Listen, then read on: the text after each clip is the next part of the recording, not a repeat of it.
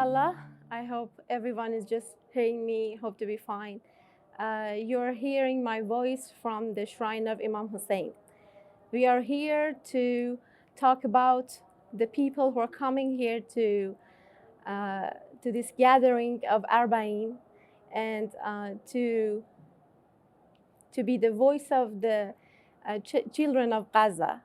And almost 20 million people of just 20 million people are gathering here from the whole world to be the voice of the children of Gaza. And we also have one of them here.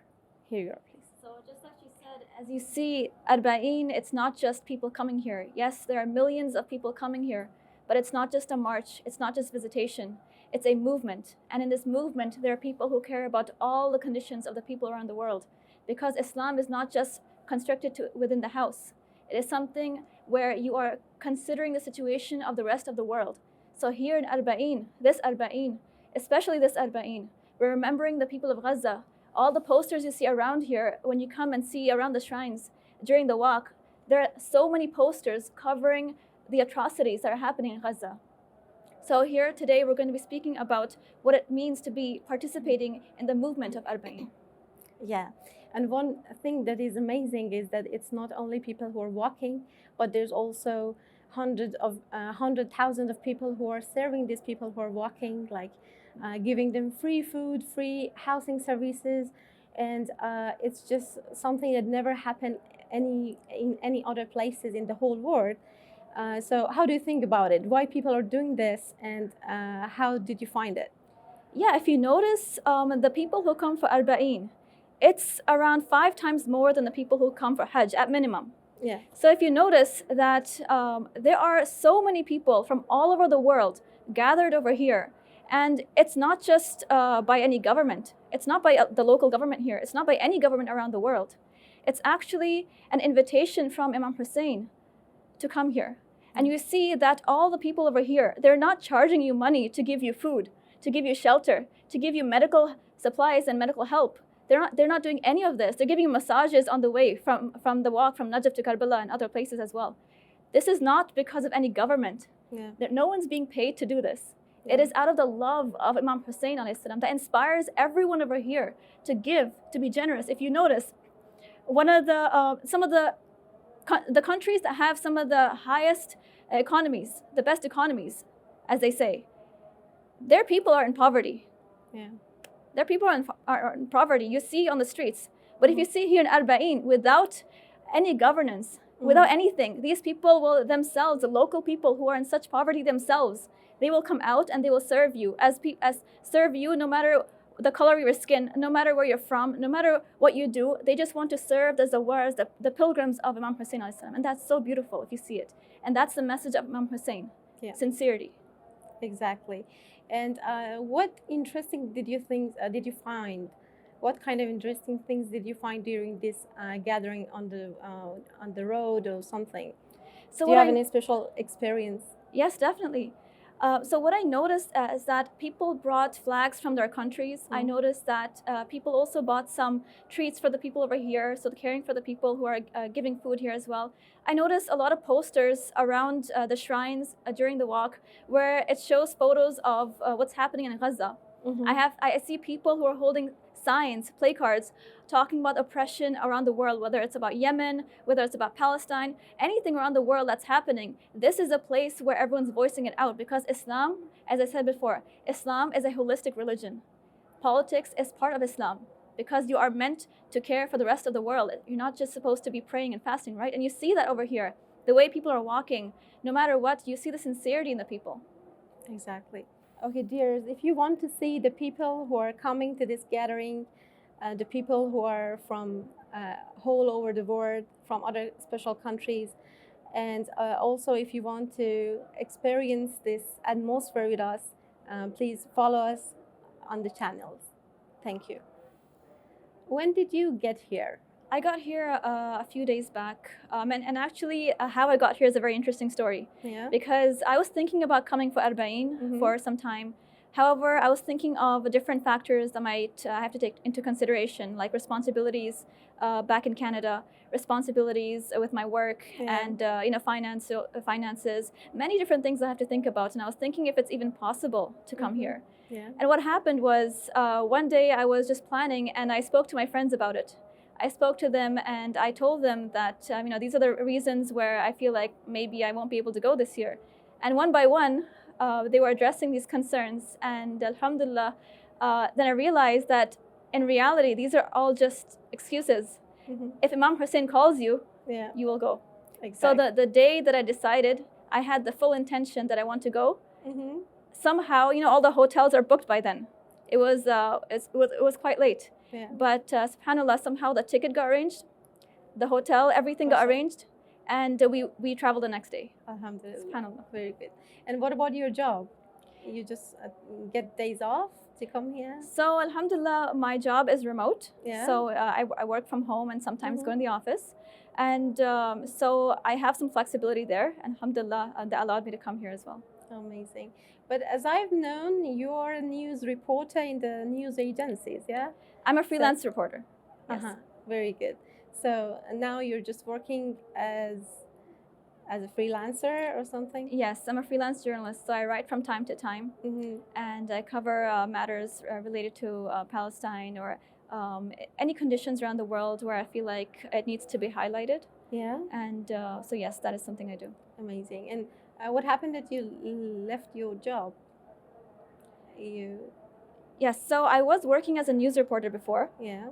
And it was for some time. And then I realized, so I've studied journalism, and I've worked in a news company, and I've seen how it is for other news reporters in the major media companies. And I realized, especially when this whole situation in Palestine came about, the atrocities that are happening there, I realized that a lot of the major media companies were not covering it well. And if they were covering it, it was very one-sided. And so even during that time when I was even considering working in these companies, perhaps, I realized that, in fact, I saw on social media, all these reporters were saying that we are trying to highlight the matter of Palestine. We're trying to cover it in an unbiased way, in a fair way. However, they're not allowed to. Yeah. They're being censored. And which is why many of them have left. In fact, if you see on the news, a lot of reporters were laid off. And you will see that some news agencies, some of the people who are working in there, they actually try to do it in indirect ways to cover this matter. And it's become that severe. So I personally, even if I were to work there, I don't think I'll be able to do what I actually want to do with journalism. I don't think that I would be able to cover what I want to cover fairly and justly. And that is my priority. That's right. Amazing. And have you been in the protests in other countries, like in the Western countries? Have you experienced that as atmosphere? Yes, I have covered the protests from time to time. Now, whether that's on an individual level, just to cover it, and sometimes it's published. So I noticed that it's so interesting because people often think that Muslims are the people who are mainly talking about Palestine. And they're the ones who are the only ones who are actually talking about this matter and care. But I saw in the protests in Canada and many other places around the world, there are a lot of non-Muslims there. Because this is not just about the fact that there are Muslims in Palestine. It's not just about that. It's about humanity. This is not just a matter of whether you're Muslim or not. If you see in Gaza what's going on over there, you see a mother who is looking for her child. She's searching everywhere for her child, a small child. And then you see a man coming and approaching her with bags. She's looking for her child, a breathing child. Not even a body. The man comes and gives 10 kg, 20 kg of her child, 10 kg of flesh. This is not just for Muslims.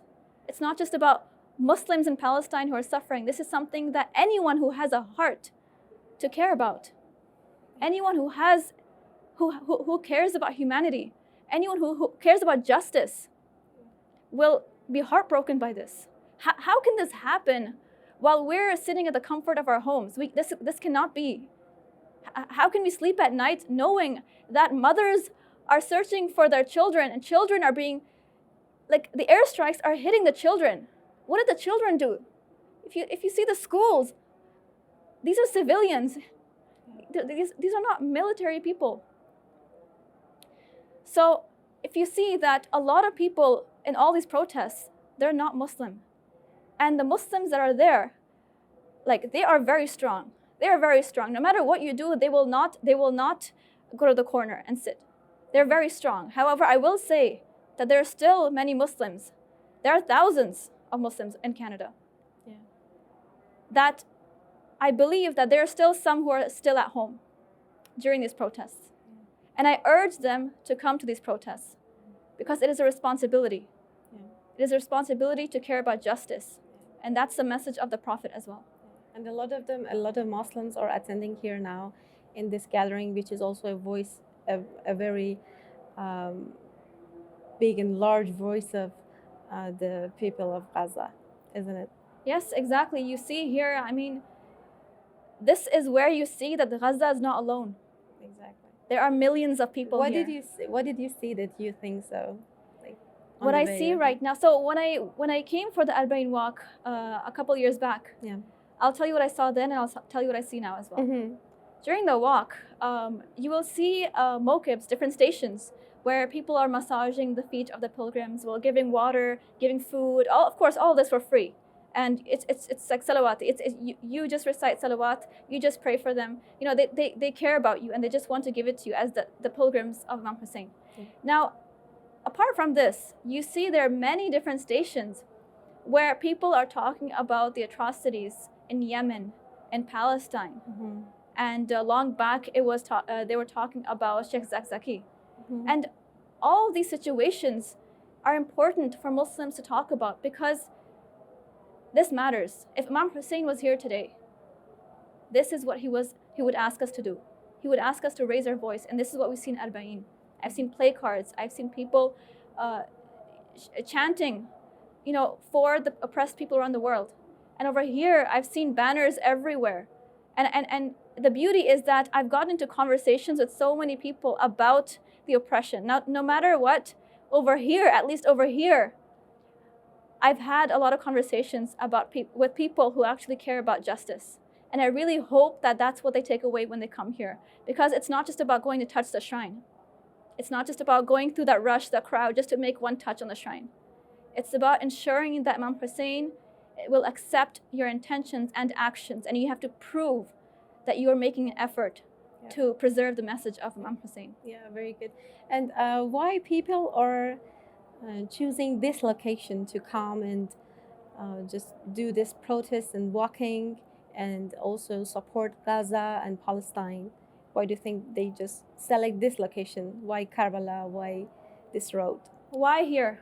Why in a country where many say have grave dangers? Mm-hmm. Many, if you look on Google and any government website, they'll tell you, don't go here. Yeah. Now, why are there millions of people from across the world still coming here? Being safe. Exactly. You know, I've heard so many things where people are like, oh no, I can't go, it's dangerous. Mm-hmm. Oh no, I can't go because, you know, I can get hurt, or I've heard this, I've heard that. Mm-hmm. But when you come here, you have to trust that you will be cared for. Now, why over here? You see that Imam Hussein, the personality of Imam Hussein, it's so grand that it's not just for Muslims.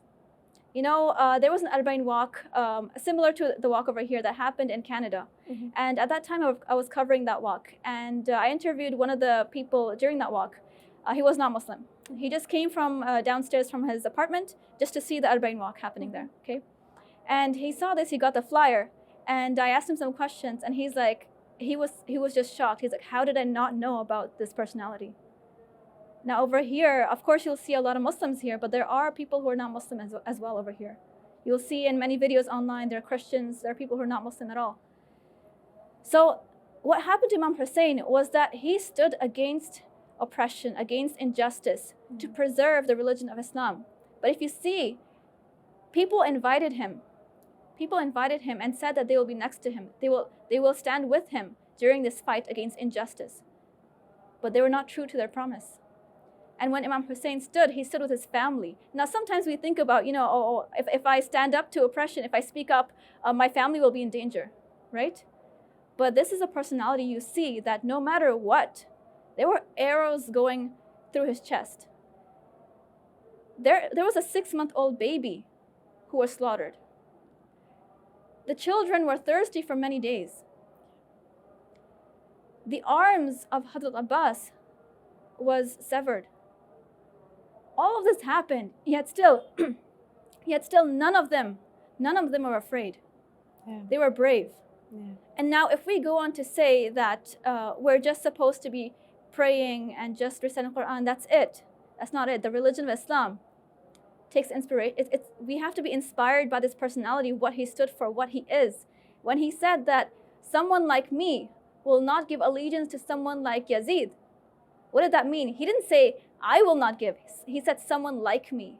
Who is someone like me? Someone who is brave, who is courageous, someone who will not stand any injustice. And that is the message that we're trying to learn from and be inspired from, and ourselves be brave like them, inshallah. Inshallah. And I also think that he changed the whole history, because the things that he did, the people are just also following him until now. And also maybe the people of Gaza are also on the right side, because they are just being like guards to the whole world. Because if a group could attack people like this, attack the children, just kill them like this, so they can do this to everyone. Yeah, so they are just like standing against the injustice in the whole world. Do you think so? Yes, exactly. The people. Because what we realized over the course of many years is that the world is interconnected. Yeah. If anything happens in one place, if you're ignorant, if you're ignoring that, one day, what's happening there will come to you. Yeah, exactly. So if you're not standing up to injustice, if you're not speaking about it in any way possible, if you're not moving, if you're not doing anything like that, then you will be a victim of it. And at that moment, you will be in the position of crying for help. Exactly. And how do you expect other people to help you when you did nothing, when those children are being airstriked? Yeah. When Israel is killing these children in the most brutal of ways. Yeah. And this is where we remember the tragedy of Karbala. How brutally Imam Hussein was slaughtered. You know, when Imam as-Sajjad, after the whole tragedy of Karbala happened, he went and he saw a butcher. Okay. And he saw the butcher and he said, did you give water to this animal before you slaughtered it? And he said, of course, I'm Muslim. Of course I'm going to give water. Yeah. And then he said, Yazid did not give water to Imam Hussein when he was slaughtered. Yeah. What about Palestine? Do you think that this land is is just holy for Muslims, or it's also related to Christians? Yes, there might be misunderstanding for many people that this is just a place where Muslims value. And of course, if we notice, Masjid al-Aqsa and the Dome of the Rock are different. Yeah. We have to highlight that. Okay. Now, I want to say that this land is not just holy to Muslims. Yeah. It is holy to Christians, Jews. It is holy to all these religions. Yeah. So it is not just an attack on a holy site for Muslims. It is an attack on the holy site of Christians. So if you think about from like a religion point of view, it is not just for Muslims. Yeah. It is a place where it is important for the Christians because their Messiah, he will be coming there. Yeah. And the same for Muslims. It's a very holy land. Yeah. The first prayer spot. Yeah. And I think they are the people who are killing people right now, and especially non-military people. They are just doing against their own beliefs, as we know. Also, I think it is holy for everyone, for every religion. Yes. Yeah. And if you notice, you might even think that it's the Jews who are actually attacking. But if you notice that Zionism is completely different. Yeah. You will notice that there's so many organizations and actually so many Jews who are against what Israel is doing to Palestine. Yeah. So many Jews, I've seen so many Jews in the protests for Palestine. Yeah. I've seen so many organizations that are they're trying to get the media's attention to show that this is not something that the Orthodox Jews believe. This is not something that this is not what they want. Yeah, When the Jews actually. actually first came to Palestine, Mm-hmm. all of them welcomed them. The Palestinians welcomed them into their homes. Yeah. What happened after? And this is greed. This greed is supported by the international powers Yeah, exactly. because of the strategic importance of that region. Yeah. And it's said they've said that if there was no Israel, they'd have to make one. Exactly. Okay. And so that is why it is important to understand that this is not just for Muslims. This is not just for any particular religion.